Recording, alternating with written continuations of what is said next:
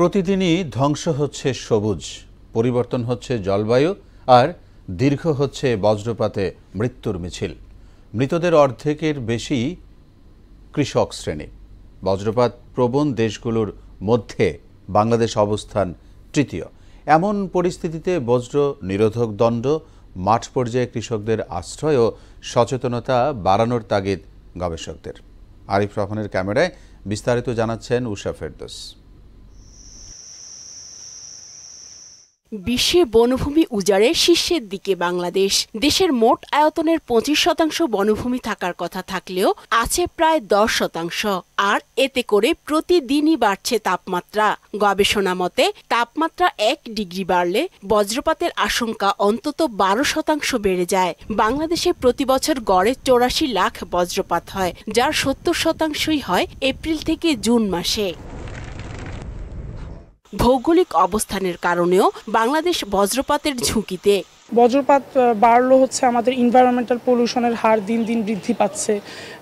এটা মূলত হচ্ছে ইন্ডাস্ট্রিয়াল প্লাস হচ্ছে আমাদের সব অন্যান্য কারখানা। আকাশে খুব বেশি মেঘ আছে, ওই সময় অথবা যখন বজ্রপাত হতে পারে বা সামহাউ মেঘ হচ্ছে গর্জন দিচ্ছে, আকাশ গর্জন করতেছে, তখন ওই সময়টা আসলে না যাওয়াটা ভালো। স্বেচ্ছাসেবী সামাজিক সংগঠন SSTF এর প্রতিবেদন মতে দেশে 38 দিনে অর্থাৎ 1 এপ্রিল থেকে 8 মে পর্যন্ত সময়ে বজ্রপাতে 74 জনের মৃত্যু হয়েছে, যাদের 35 জনই কৃষক। ছোট ছোট যদি কিছু শেল্টার হাউস করতে পারি, অন্তত অ্যাটলিস্ট যখন এরকম ওয়ালটন ফ্রিজ কিনে অনেকের মতো আপনিও হয়ে যেতে পারেন মিলেনিয়াল।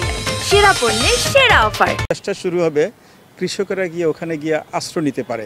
একমাত্র ওয়ে হচ্ছে শেল্টার হাউস তৈরি করে দেওয়া জায়গায় জায়গায়। কৃষকেরা যখন বজ্রপাত শুরু হবে তখন শেল্টার হাউসে গিয়ে আশ্রয় নিবে। ওই যেই বাড়িতে আশ্রয় নিবে, যেই ঘরে যে হাউসে আশ্রয় নিবে, তার চতুর্দিকে উঁচু উঁচু গাছ লাগিয়ে দিলে এই ঘরের উপর আঘাতটা কম পড়বে।